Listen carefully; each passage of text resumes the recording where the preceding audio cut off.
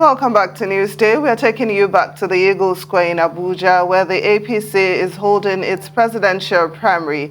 And of course, we have our political editor, Sumna Sambo, who is there in Abuja. Thank you so much for joining us on Newsday. Tell us what's happening at the moment.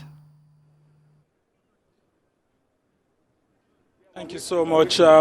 We actually having the event kicking off gradually, a lot of inspection by some of the governors who are in charge. And of course, I have with me here the governor of Imo State, who's one of those in charge of the subcommittees, in charge of the venue and all of that. He's been here all through inspecting, and the chairman actually. So he is here to actually tell us about what has been going on all through. Your Excellency, so good to have you. Just tell us about how you've been going on. I've seen you talking with different aspects of those who are in charge of the organization here. Yeah, my name is Senator Hope Uzodinma, Governor of Imo State, the Chairman, Convention Planning and Organizing Committee of our great party APC for this special convention that will produce the presidential flag bearer of our great party for the forthcoming elections. You can see that the venue is set and all arrangements in top gear to ensure a successful and hitch-free convention. Accreditation is ongoing. It's being managed centrally at the International Conference Center. They are almost 70% complete, and any moment from now, all the delegates will start arriving to the venue. We are prepared, and all things being equal, hoping that as soon as we are set and all the dignitaries being expected arrive, including Mr. President, then we'll start the event with an opening fairly too.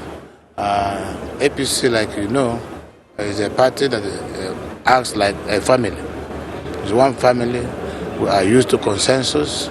The party is also recommending strongly that we should come out with a consensus candidate.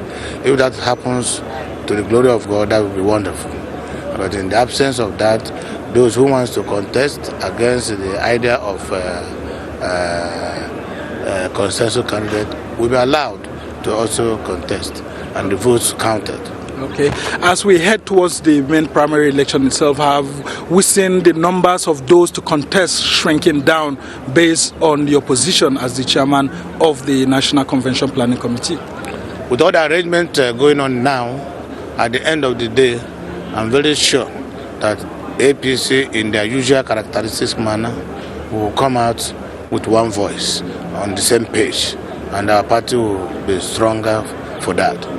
And I want you to assure all aspirants of a level playing ground, because some people are saying that some of you governors have taken various positions, and if you're chairing this committee now, some of the aspirants may think that there won't be a level playing ground for them.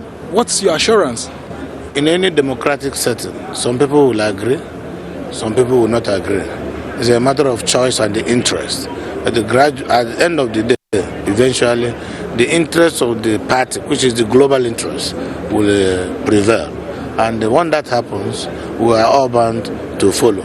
Because in this business, the political party, the umbrella organization that houses all of us, the interest should be the most important interest of all of us, and the decision and position of party is usually supreme. So we are all loyal members of the party. Now, is that decision of the party still Ahmad Lawan, like we heard yesterday? No, as soon as the national chairman is there, we are advised, he will guide us. We are here serving the party. Our job here is to work for the party. We heard that they have been shrunk to 5 persons, and the 5 contestants didn't include Ahmad Lawan, based on the letter sent by some of the governors to President Muhammadu Buhari. I am Chairman, Convention Planning Committee for 2022 Special Convention. I have not received any communication like what you just have said, but I know the party is eager to go to the line of consensus, and that as a family, it is usually our tradition. If it happens, I think we will all thank God for that. Okay. And so when are Nigerians expected to get a result of this convention? Well, of course, we are here. We are going to be very transparent. We are going to be very open as soon as the chairman comes to declare the convention open. and tells us the direction of the party, we will follow. Okay, and lastly, a lot of Nigerians are saying that the PDP has been making noise that they conducted better conventions previously than yours, but we have seen a different atmosphere here. Tell us how prepared you are to give the PDP a challenge in terms of convention planning and all of that. I'm not in competition with PDP because they can organize what they call a convention outside government. You cannot equate it with a convention by a ruling party like APC. APC is very large. APC controls government.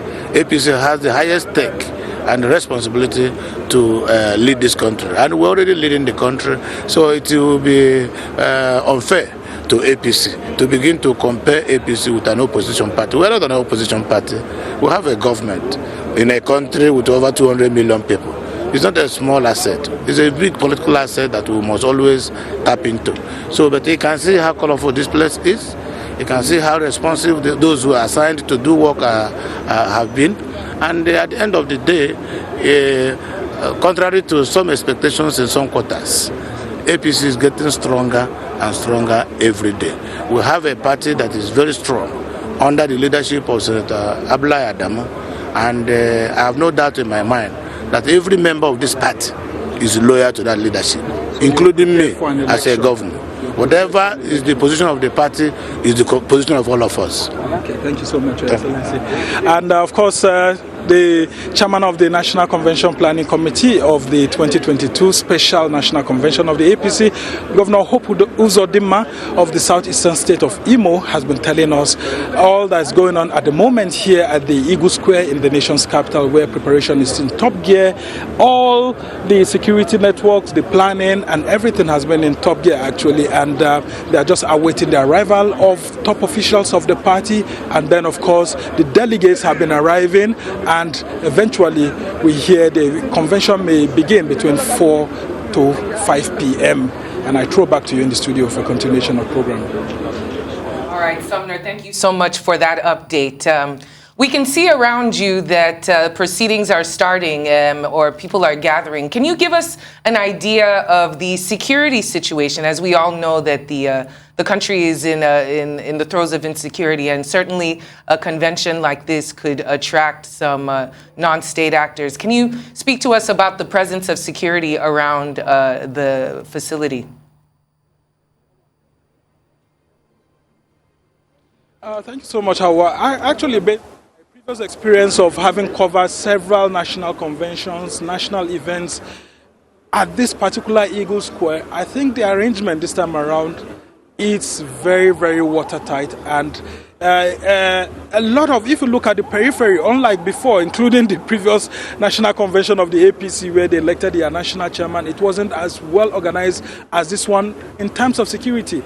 Looking at the periphery up to the Ministry of Foreign Affairs, the Federal Secretariat, and then of course within the precincts of the National Assembly and the Presidential Villa somewhere there, the arrangement is such that even food vendors and people who don't have anything to do here have been properly kept away from this place. So those who don't have any reason to be here have no reason to be here, including the party members, based on what I was told by the party leaders, that they have told most of their enthusiastic APC members who just want to know what's happening here to stay at home and watch TV networks like Arise and so on to be able to get the information as to what's happening. I mean, even for journalists, those who don't really have much to do here are well curated out of this place, and I can tell you that it provides an atmosphere of security, especially for foreigners who have been told are also enthusiastic in monitoring the national convention of the ruling party. And so they said, based on the chairman of the National Convention Planning Committee, that they are preparing an atmosphere where there will be no room for chaos,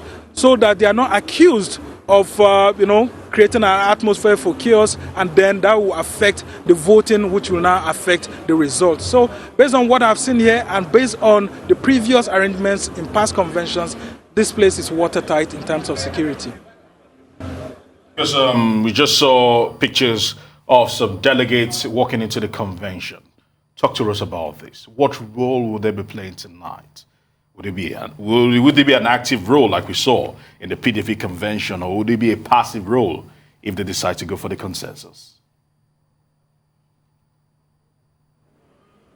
Well, thank you so much.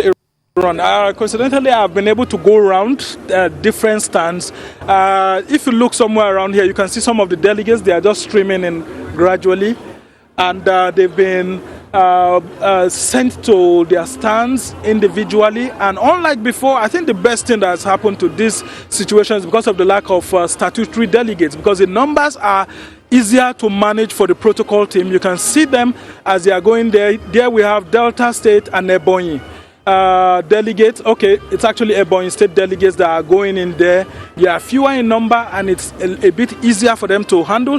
Earlier on, if you look at the stands here, you will see that there are some of them like Kano. Okay, we have some policemen there. Like a few states, 2 or 3 that had seen earlier on there. They are well prepared. Their numbers are few.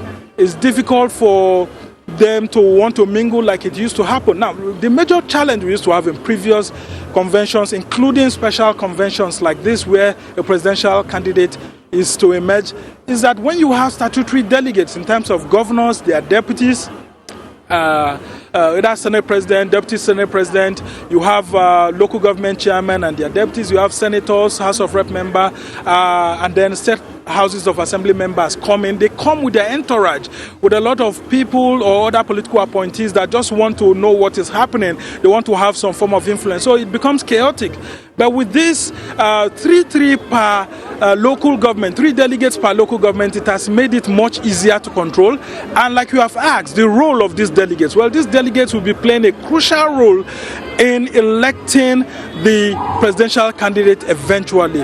And even if there's a consensus that's reached here, I was told that the consensus has to be curated in such a way that all the information that is made available is clear to all aspirants, that no one was coerced and all of that. Because if at the last minute any of them says he or she is no longer interested, then they will just have to go into primary election. And so the delegates are on standby, and the voting process, and of course the Independent National Electoral Commission, which is the watchdog of the electoral system, is here to monitor the activities of the political parties.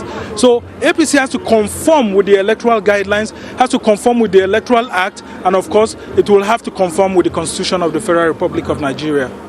All right, political editor Sumner Sambo, thanks so much for joining us on Newsday.